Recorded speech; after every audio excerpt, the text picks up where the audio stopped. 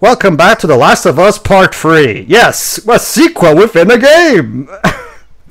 Well, I mean, there have been... Well, I mean, I've read Theories of Unfortunate Events. The last book, you know, the 13th book had a epilogue treated as a separate book within that book, but that's an epilogue. That's the thing. There you go, Shiroi. The Last of Us Part 3 that you never knew you wanted. I didn't want to. You're saying, Jana? Here's the thing, dude. Series of Unfortunate Events was tongue-in-cheek enough to pretty much point that out, whereas this game does not seem aware that it had the perfect ending point. You see, that's how you know, Series of Unfortunate Events, in my opinion, is how you should handle two tones that shouldn't really go together, and yet they still end up going together because, yeah, I mean, it's a lot of dark comedy, but yeah, they're still, you know, dark considering the situation our main characters are in. They still play up the tragic moments as being tragic as opposed to, you know, killing them and going, lol, they're dead. Yeah, it did a better job actually getting us to kind of care about someone who had been showcased as a villain up until Count Olaf. It depends on how it's done. It also requires a lot on the writing, on the writer's chops. Like the way that your kind of anime accomplishes this is by dividing itself in segments. Like sometimes there will be a comedic segment, and there will be a more heartfelt, sad segment. You know, like by separating itself in segments, in self-contained segments, it allows to keep the tone consistent because, well, you're watching a different segment right now. It's a different story right now, so it makes sense that it's allowed to change in tone right now because it's unrelated to the previous segment. So you can achieve that. You just need someone who actually knows what they're doing and can arrange a structure where it makes sense to have that kind of shit. Go ahead, Jova. Since we've been talking about how this game should have been over by now, I'm going to open up this segment by talking about how I feel the game should have ended better at the theater here. Now, this is taking into consideration that the narrative for the most part has been operating the same. Assume that I would have written it better, but for the ending, if we really had to have the narrative as it was, for the theater ending, you could have done one of a few things. First off, give the player the choice to play as either Abby or Ellie based off of how they feel, and give a different cutscene otherwise here. Now, if you really had to pick one or the other, I'm sorry, you should have let the players play as Ellie here. And not just for the sake of giving the players what they want, but for the actual theme of vengeance not being the best here and there. Like, if you really wanted to, maybe you play as Ellie taking down Abby, and Ellie's about to kill Abby. But what stops Ellie from killing Abby is realizing that Abby is looking out for Lev, sort of like how Joel was looking out for her. It's not perfect, but it would have Ellie realizing that in killing Abby, she's taking away, you know, the sister figure for Lev here and there.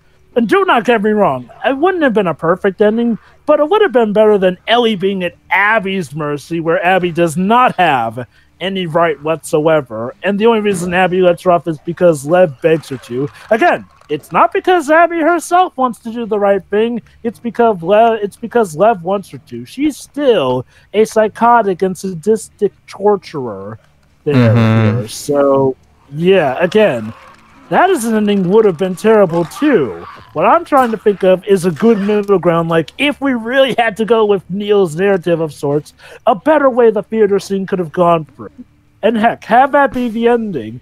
Or better yet, if you had to include this, if it were Ellie who had Abby at her throat but then chose not to kill her, then this could be seen as Abby thinking that because this could have been about of Ellie thinking that because she let Abby go, that's why she still has the PTSD. That would have actually given us more reason to believe in the PTSD. But Jova, Last of Us Part 2 is not so bad. You're just dumb. Remember? Have you seen Cosmonaut's video on it? No. But I thought you were talking about one of the many posts on social media. No. Basically, Shiroi, Cosmonaut, which is a YouTuber that I did used to follow, and even Jova, from what he's told me. That's a shame. I mean, he's usually better than that. Like, That is the thing about Last of Us 2. It's brought out the worst in a lot of people, game critics as well, but it's brought out the worst in video game donkey of all people, who pretty much is now a hypocrite, seeing as how although he was on pretty like, I don't watch him, but I know he was on pretty rocky terms with viewers anyway. Well, for me specifically, it was because of his Death Stranding video, where he was intentionally playing the game wrong to make it look bad. Now, don't get me, like I said before, don't get me wrong. Chris didn't like the game, but at least he tried. Yeah, no. Like I said before, and I want to make this clear: if you don't like the Death Stranding's gameplay, that's perfectly fine. I understand why. However, if you're going to intentionally ignore the game's rules and mechanics and intentionally pile a shit ton of packages on Sam's back, making your life harder for you, let me put it like this: imagine if someone tried to say that Kingdom Hearts 2 sucks. By not and the way he why? Because when you actually see his footage, you can tell he's never pressing the triangle button. You know, he's intentionally playing the game wrong to make it look bad. You know, and that's something. Regardless of whether or not you like a game, that's never a good thing to do. So I've already mentioned in the past reviews, IGN's reviews of Sonic Unleashed and Sonic Lost World. That one too. That's another one. Yes. Yeah, that as well. Also, GameSpot's review of Sonic Lost World as well. Yeah, I mean, I know those games are pretty controversial, but that doesn't excuse poor review quality. I can bring up another one. That could be potentially really dangerous. If you suck at the game, but you instead blame the game for it, then it's worse because this is their paid job. Like, that's the thing. Last of Us 2 has exposed a lot of critics as being kind of corrupt, especially IGN. Well, not corrupt. I won't say corrupt. They're just being assholes. Well, not just that, but apparently there's a lot to suggest that IGN especially got paid a nice sum and now are trying to... Oh, what's better, IGN actually talked about, the struggles with this game, the crunch, but now they're trying to cover up as saying, oh no, these are a bunch of lies, like they're trying to get back in Sony's good graces. Guess what? Didn't work. For the record, Libs... Go ahead, sorry. It just shows how scummy some of them have gotten. Yeah. For the record, Libs, Young Ye's review is perfectly calm, fair, and he even ends by saying, "Look, if you like this game, that's perfectly fine. I'm happy for you." All that stuff. Is a perfectly respectful review that points out the game's problems and calls it out for its bullcrap, but at the same time in a calm, very respectful way. If you're being an arsehole about it, then who's gonna? I wonder where all those exodus of subscribers from once popular channels that whenever the reviewer does something off. Oh, it's even worse than that. Why doesn't that happen in really bad reviews like those you just mentioned? Well, it happens with Midwebs. I've actually unsubscribed and asked YouTube not to recommend me any more of Cosmonauts videos anymore, any more of Donkey's videos anymore, because I happen to value my time and I don't want to waste my time with people that are not worth my time. At least in my eyes, at least. If you still want to watch those, feel free. But I personally do not want to. But I can actually bring up another example. Tom McShay's review. Tom McShay was a GameSpot reviewer that got fired at one point eventually. Basically, Joe, he's that guy that I know. Regarding praising Beyond Two Souls but hating DuckTales remaster. Yeah, basically, well, there's just in case any of you here watching this doesn't know, I'll still say it anyway. It's not like there's anything going on in the game anyway. Basically, everybody, Tom McShay was a complete Jode, who by his own admission was a big David Cage fan, and he even lied in his Beyond Two, not just said he liked it, he flat out lied in his Beyond Two Souls review to make the game look better by saying that the choices you make in that game change how the characters develop. And all of us here have played that game three times by this point. Well, actually no, 2 times, because we still have yet to do Jova's share play. I've played my fair share in those attempts to edit, so might as well bring so we can tell you that that's complete horse shit. Yeah. Like, hey. if you like the game, that's fine, but you're literally lying to make the game look better. And he also lied to make those remastered look bad by saying that the controls are slippery. The controls are slippery? I never experienced that on my playthrough, but whatever.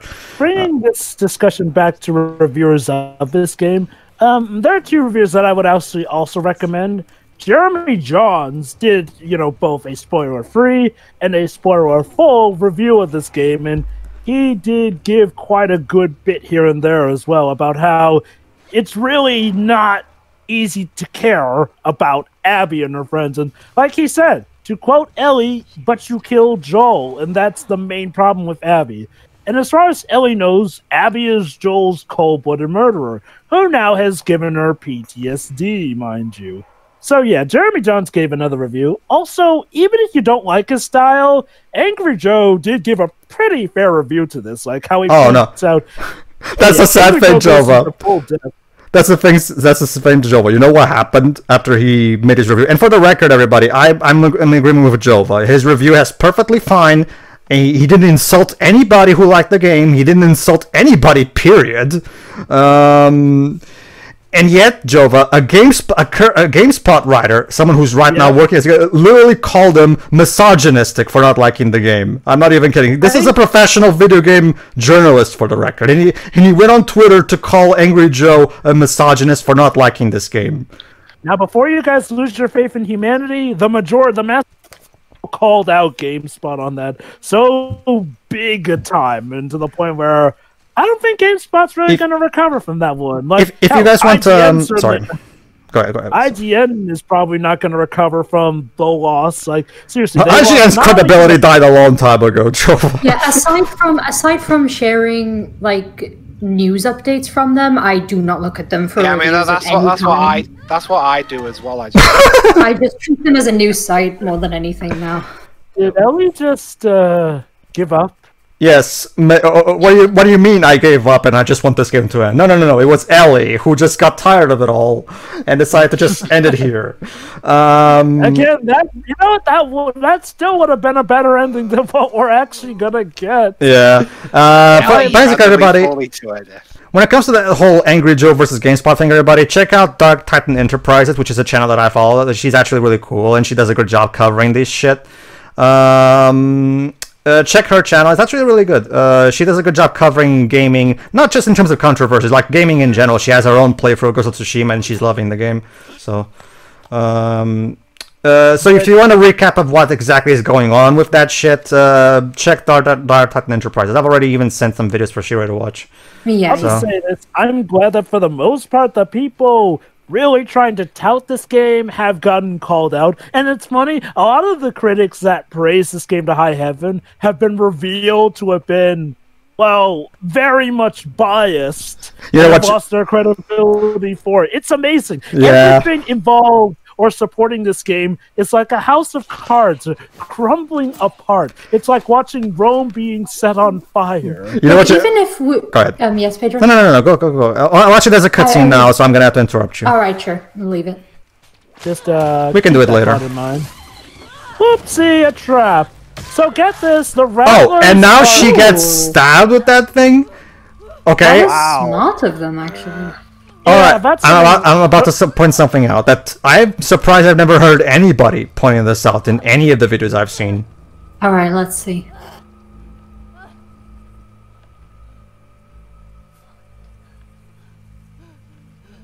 I know, right?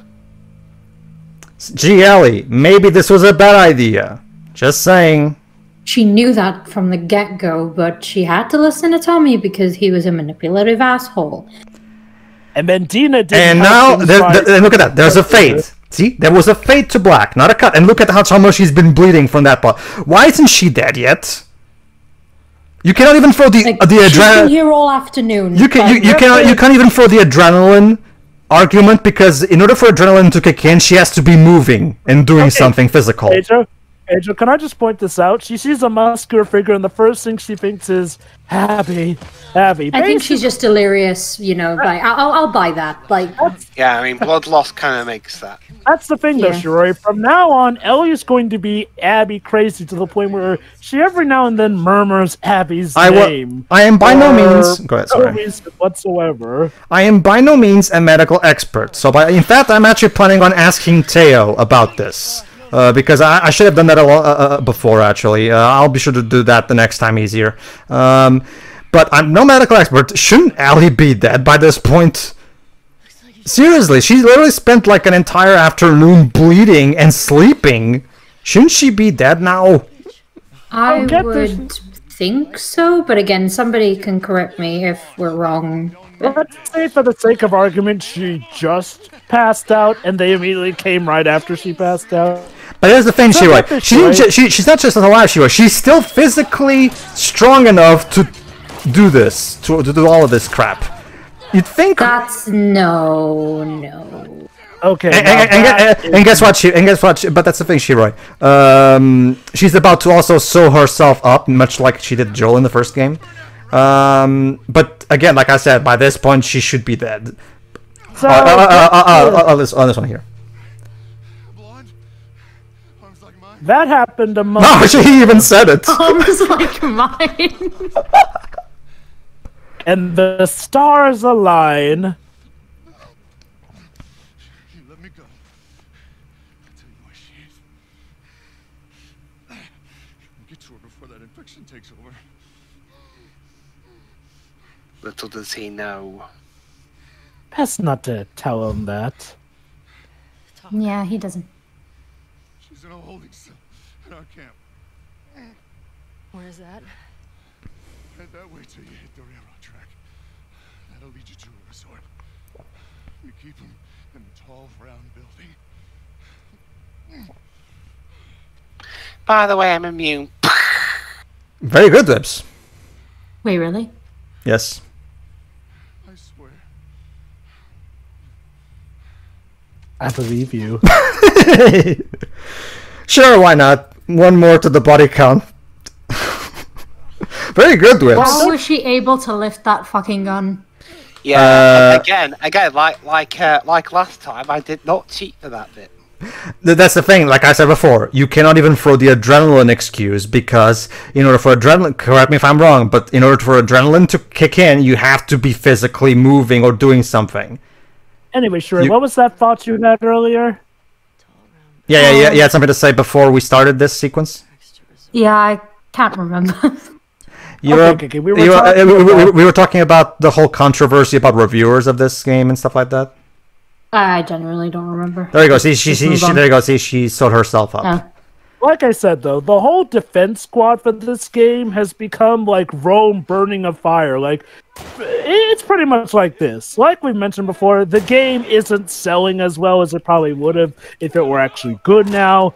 Anyone who tried to give this a positive thing, okay, there are some people who did have legit reasons for positive reactions, so those people are fine. The people who tried to laud and defend this game to high heaven, though, have really had their credibility dug into. Naughty Dog Wait, themselves. the pool? What is this, a Bond movie now where you have a pool of sharks? Yes, Dwebs, because Dwebs. Thunderball was in the mid-60s. Dwebs, remember, these guys kidnapped Abby, and we want you to like Abby, so we're gonna make these guys the most cartoonishly evil people ever. Yeah, but I know, but a mid-1960s Bond film, and not even one of the best ones, if I'm honest. Let me Hey. guess, Ellie is going to try to befriend Abby at this point. No. Because these people are just that terrible. Well, again, kinda, sorta, but no. Kind Just of, one More line, like, though. more like common gold than anything else. kind of, sort of, but not really. Okay. Dwebs, I'll just say, Dwebs, right there.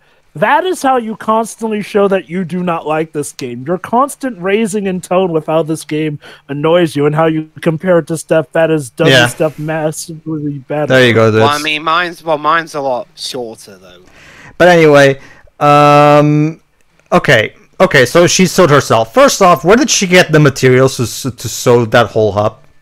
Out of her butt. Out of Neil's ass. Oh, okay. Sure. She has her very Well, I own mean, Neil's Good ass. job. Once suppose- again, Neil Druckmann's ass saves the day. Well, Yes, Greg. I suppose that she's the type that wants to be prepared with materials at least before she sets off on her mission. Okay, yeah. Maybe it would have been nice to show her actually packing her backpack with that stuff, but okay. Let's say for the sake of argument she had that stuff on there. It still goes into the how she was able to function that wildly with that blood draining. Like, last I checked, being immune just made her immune to turning into a zombie, not immune to blood loss. Exactly. Yeah, I know. I mean, actually, no. Has there been an example in this game where they say this character wasn't that type, even though we've seen them that they were? What do you mean? What do you mean? I'm not getting your argument. Like, I'm trying to. I swear there was something in this game. It's like that. It's like that bit in Quantum of Solace where Bond says, "Oh, Vesper from Casino Royale wasn't the sentimental type, even though she was wearing jewelry from her ex-dead boyfriend." Oh, no, I don't think so. What would that even have to thought there do with was. this plot? I mean, this game's done every other bad cliche. Oh. Oh, that's what you're saying. Okay. Or forgetting stuff from the previous game because they either they legitimately forgot, or they conveniently forgot so it would suit this game's narrative. Might as well give off a little gameplay hint for this section. I recommend distracting them with some kind of bottle or brick. There you go. I'm about to do it again. There you go. Oh, no! Yeah, I'd recommend you distract them just enough so you can get to this little point here and then run the fuck away. Why? Because thanks to the way the game is designed, there you go. See, I'm about to get caught by this woman and this doggo, so I'm gonna run. Check this out. This is gonna be funny. So this is the bit where I'm supposed to end this bit by closing myself inside this train. So I'm gonna try my best to open it. Oh, bad doggo, bad.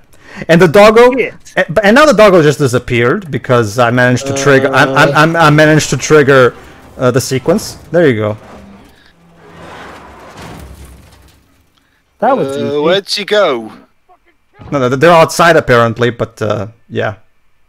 How did you not hear us open this? That was very loud. Hey guys, do you have someone that could just open the door? Hey guys, better yet, why don't we go around for her? There's this hole in here we could crawl through and like It's almost like the game either expected you to kill them all, or didn't account for how easy it would be for them to just wait for her around. Oh yeah, I remembered what I wanted to bring up. Go ahead then. Yeah. Well, it'd be funny though if you got in there, but since the game expected you to kill them, you get out and they'll just suddenly dead. There you go, all the slaves. I remember what I wanted to bring up. We were talking about people losing their credibility over it. Not that this guy was credible to begin with, because he's made plenty of dodgy analysis videos before, Jova. But have you seen Just Right's video on Last of Us Part 2? No. His video is hilariously terrible. Like, you know how the most beautiful moment in an insane rant is when the person goes full circle and says something that's more aptly applied to himself or herself. No. It's beautiful. Just watch that video. It's only like 6 minutes or so it's not that long anyway. It's great how he's basically making a case for how great it is that the game keeps manipulating us and shit like that. Speaking of loss of credibility, you know how we mentioned how that GameSpot guy tried to tweet against Angry Joe? The end result was that he deleted the allegations and tried to act like nothing happened. Yeah, that's the same thing that happened recently with another person. There was a woman that also tried to accuse Angry Joe of being a sexual predator, but when he said, "You're lying and I'm going to get my lawyers to help me sue you because it's slander," the moment he proclaimed that, immediately she started deleting all her tweets and deleted the article where she posted all that stuff. And she even tried to say, when people asked her about it, "I never said he assaulted me. I just said he had questionable things." And here's the thing, Jova, and you can see this because it's been archived. Because someone archived the article that she took down. If you check out, and Dark Titan Enterprises even talked about this in her video. She pointed out. Yeah, she says she never. She says Angry Joe never assaulted her, but if you read her article, she claims that Joe grabbed her arm and pushed her into a wall. That's assault. So no, sorry, honey, you can now back out and say that you never said he assaulted you. You did. Sorry. Like I said, Last of Us 2 was supposed to be a magnum opus. Instead, what it is like I said, it's the burning of Rome and the entire empire. And pretty much everyone's getting taken down with it. Naughty Dog is suffering for it. The sales are suffering for it. The people who tried to defend it to high heaven are suffering for it. It's just amazing. This game I is... mean, not many people are coming out of this very good. one of the biggest disasters in the history of mankind. Jesus and it comes Christ. From Naughty Dog, of all people. Some of the last people we expected to be responsible for a disaster in the gaming community. But lo and behold, here it is. A weapon to surpass Metal Gear indeed. Seriously. I mean, it's like... at least with at least with Game Freak, all you could say about them was they're tired. They're tired. But I mean, at least I don't remember Junichi Masuda ever holding his employees for crunch. No, not that we're aware of, at least. Oh, Sword and Shield, for whatever was going on, at least the plot didn't do stupid stuff like this game's. Well, Pokemon games are generally self-contained anyway and all. Well, the primary... Well, I mean, okay, ever since Gen 5, they've been going for a lot more story stuff here and there, and Sword and Shield did have an involved narrative here. Like, let me put it this way. I just wish they didn't constantly do so many things off screen, but that's a topic. Check Arlo's review if you want more details. The point is like, well, holy cow, folks. Well, I have good news. The ending is near. The bad news? Yes. The ending's going to take a lot, and I'd use a lot of time, patience, and perseverance to get through, and it has, in my mind, I'm going to say this, one of the worst endings to any bout of fictional media I have seen. And me and Pedro are going to bring up a special little bit from Last of Us 1 to show just how much the characters have been assassinated. I will bring every ounce of determination I have. Yeah, Jovi only came up with that idea recently, so I didn't have the time to insert that clip in. But don't worry, we'll just bring it up verbally. It works. Okay, I'll just go like this. Shiro and Dweebs, you've seen Abby pretty much fail as a character. You've seen Joel get character assassinated, made stupid. You've seen Tommy get character assassinated. And you've seen Dina become pretty much that kind of person who says that they understand what you're going through, but really doesn't. I was going to say, how can you assassinate a character when she doesn't have one? That's the thing. They saved the best for last because in the finale, Ellie's character gets absolutely obliterated. I don't know, Joe. By this point, is anything her original character even left by this point to obliterate? Well, Pedro, her determination to see things through to the end is still intact, isn't it? Oh, okay. I see what you're saying now. Sure. Okay, everybody, tune in next time where the game finally takes mercy on us and finally fucking ends. I should warn you. There's a secret epilogue. For realsies this time. No, there's no Last of Us Part 4. At least not yet.